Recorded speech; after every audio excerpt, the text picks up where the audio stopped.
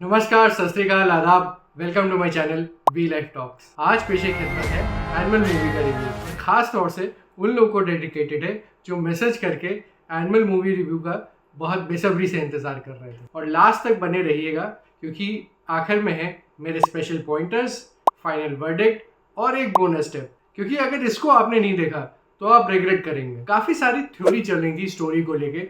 जैसे स्टार्टर्स के लिए ये बता देता हूँ कि बॉबी देओल असली में है मास्टरमाइंड विलेन है, कोई भूत नहीं है। चलिए शुरुआत करते हैं कहानी से। कहानी की थीम लाइन वही है जो मैंने आपको ट्रेलर के रिव्यू में बताई थी कि एक बेटे का अपने पिता के प्रति अगाध प्रेम जो जुनून बन जाता है। जैसा कि आपको पता है कि पिता के रोल में है अनिल कपूर जी और बेटे के किरदार में है रणवीर कपूर। लेकिन रणवीर कपूर का ये प्यार नहीं, ऑब्सेशन बन जाता है। कहानी शुरू होती है भविष्य से, जहाँ 2056 में रणवीर कपूर अपने कजन्स को अपनी ही कहानी सुना रहे हैं। फिर फ्लैशबैक में दूसरा सीन स्टार्ट होता है जब स्कूल में पढ़ रहे रणवीर के पापा का बर्थडे है। स्कूल खत्म होने से पहले वो अपने पापा के बर्थडे में जाना चाहता है, जिसके लिए उसको स्कूल में पनिशमेंट भी मिलती है। पर घर जाने पर उसको पापा नहीं मिलते क्योंकि अनिल कपूर इंडिया के टॉप बिजनेस टाइकून है जिनके पास सब कुछ तो है पर वक्त नहीं है। और इसी वजह से अपने पापा का प्यार पाने के लिए रणवीर और ऑब्सेसिव हो जाते हैं। जैसे उनकी सिस्टर को कॉलेज में कोई रैग कर रहा होता है और वो अपने पापा को बताना चाहती हैं, पर as usual Anil Kapoor available नहीं होते। तो रणबीर ये जिम्मेदारी लेते हैं और कॉलेज में अपनी बहन का बदला लेने के लिए वो गन चला देते हैं। ये चीज़ अनिल कपूर को पसंद नहीं आती और वो रणबीर को सुधारने के लिए बोर्डिंग भेज देते हैं। पर वहाँ सुधरने के बजाय वो और जिद्दी और जुनूनी हो जाते हैं और जब वापस आते हैं तो अपने फ्रेंड की सिस्टर की एंगेजमेंट तुड़वाकर उसी से शादी कर लेते हैं। साथ में वो अपने जीजा से भी झगड़ा कर लेते हैं और वो इतना बढ़ जाता है कि वापस उस वजह से रणवीर और उनके पापा के बीच में डिफरेंसेस फिर से उभर आते हैं, जिसके बाद रणवीर वापस यूएस चला जाता है और 8 साल बाद तब वो वापस आता है जब अनिल कपूर पे गोली चलती है। और इस जानलेवा हमले के बाद रणवीर सिक्योरिटी अपने हाथ में ले लेते हैं, जिसके लिए वो अपने रूठे हुए कजन्स की हेल्प लेते हैं सिक्योरिटी टाइट करने के लिए। साथ में अनिल कपूर का बॉडी डबल भी ले आते हैं और उसके बाद किलर को ढूंढकर फर्स्ट हाफ तक उसको खत्म कर देते हैं। इस साजिश में कौन मिला होता है ये बताकर मैं आपका मजाक किरकिरा नहीं करूंगा, पर ये तो फर्स्ट लेयर के विलेन है। असली पिक्चर तो बाकी है दोस्तों, क्योंकि मास्टरमाइंड तो बचा है। क्योंकि ऐसा रणवीर को शक होता है कि खतरा अभी टला नहीं है और ये बात उनकी सही होती है। रणवीर काफी घायल हो जाते हैं और कुछ भी करने की हालत में नहीं रहते हैं। फिर भी उस स्थिति में वो मास्टरमाइंड को ढूंढते रहते हैं। पर इतनी तबीयत खराब होने के बावजूद भी रणवीर को ऐसा सोचते हुए देखकर उनके घर वाले ही उनको साइको समझते हैं। उधर लॉर्ड बॉबी को भी पता चल जाता है कि जिस भाई को उन्होंने अनिल कपूर को मारने का काम सौंपा था वो मारा गया है। खबर लाने वाले को ही वो बेरहमी से मार देते हैं, जिसके खून के छींटे उनके चेहरे पर आपने ट्रेलर के दौरान जरूर देखे होंगे। पर अब एक ट्विस्ट है जो मैं नहीं बताऊंगा क्योंकि स्पॉइलर देने पर आपका सारा मजा किरकिरा हो जाएगा।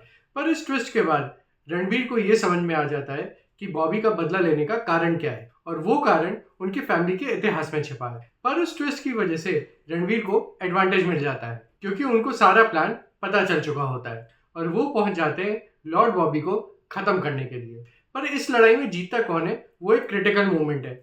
मूवी देखकर आप ये पता करें तो ज्यादा बेहतर रहेगा। अब एक्टिंग की बात करें तो अनिल कपूर जी तो सीजन एक्टर हैं ही और एक बिजनेस टाइकून और एक सख्त पिता के किरदार के साथ उन्होंने पूरा न्याय किया है। Ranveer Kapoor has nailed it और अपने जानदार परफॉर्मेंस से उन्होंने हर सीन में जान डाल दी है। बॉबी देओल का इस्तेमाल और होना चाहिए था क्योंकि जिस हिसाब से कम स्क्रीन टाइम में वो जो इम्पैक्ट डालते हैं, मुझे लगता है कि उनके किरदार को और समय मिलना चाहिए था। एक अच्छी मूवी की बात ये होती है कि हर किरदार करने वाला एक्टर कोई भी गुंजाइश न छोड़े। वो इस मूवी के संदर्भ में कहा जा सकता है। सिर्फ रश्मिका के बारे में कहूंगा कि उन्होंने अच्छा किया पर और अच्छा हो सकता है। म्यूजिक बहुत ही अच्छा है, हर सॉन्ग सुनने में बहुत ही अच्छा लगता है और ऐसा कहीं भी नहीं लगता कि कोई गाना जबरदस्ती फिट किया गया हो। म्यूजिक ने इस मूवी के एक्सपीरियंस को और एनरिच किया है।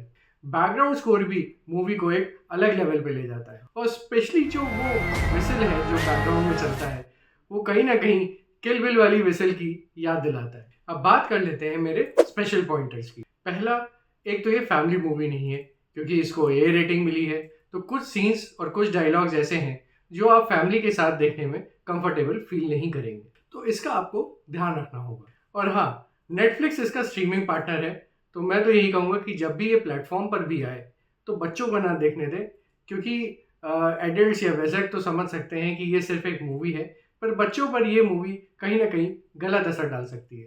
पूरी पैसा वसूल मूवी है, आप बिल्कुल भी रिग्रेट नहीं करेंगे कि थिएटर में क्यों देखी। मूवी काफ़ी एंगेजिंग है, शुरुआत से लेकर आखिरी तक आपको बांध के रखेगी। रिपीट वॉच जो मेरा एक पॉइंट रहता है कि आप क्या दोबारा भी इस मूवी को देखना चाहेंगे।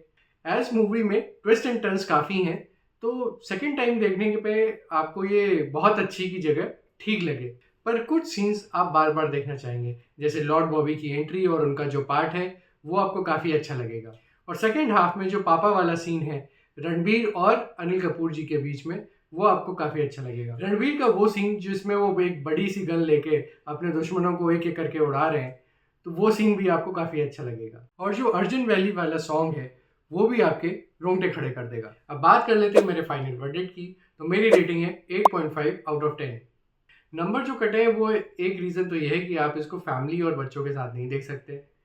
दूसरा, शोले, डीडीएलजी जैसे जो मूवीज़ हैं उसमें अगर आप देखें तो आप उनको कई बार देखना चाहेंगे, तो रिपीट वॉच वाला जो मेरा फैक्टर है वो यहाँ पर लागू नहीं होता है, तो इस वजह से थोड़े से नंबर मैंने काटे हैं। एक चीज़ जो मुझे बस लॉजिकल नहीं लगी कि रणबीर यूएस पढ़ाई करने गए थे या काम से गए थे या फिर वहाँ पे कॉम्बैट की ट्रेनिंग लेने गए थे, क्योंकि उन्होंने इतनी गन चलाना और इतनी कॉम्बैट फाइटिंग कहाँ से एकदम से सीख ली और इतने डेडली कैसे हो गए एकदम से। अदरवाइज तो दोस्तों इस मूवी को देखकर तो सिर्फ बादशाह का वो गाना याद आता है, सब गजब।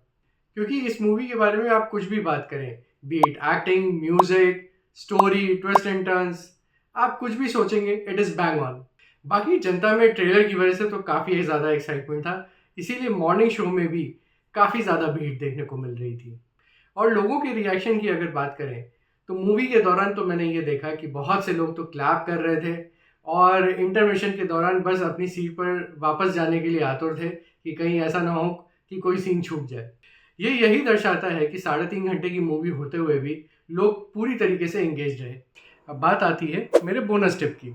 लास्ट में जब क्रेडिट्स चल रहे थे तब भी ट्विस्ट पे ट्विस्ट आते जा रहे थे।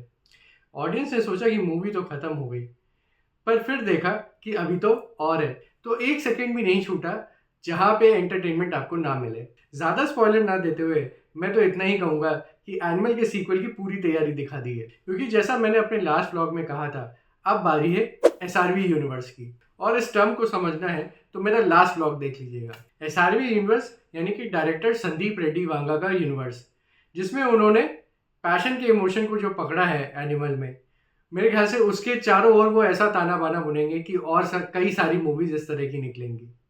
और हाँ, इस मूवी के बाद डायरेक्टर एसआरवी का कद इस इंडस्ट्री में कई गुना बढ़ने वाला है। मुझे पूरी उम्मीद है कि आने वाले दिनों में ये मूवी काफ़ी अच्छा कलेक्शन करेगी। अगर आपको ये हमारी पेशकश अच्छी लगी हो तो please like, share and subscribe. नमस्कार।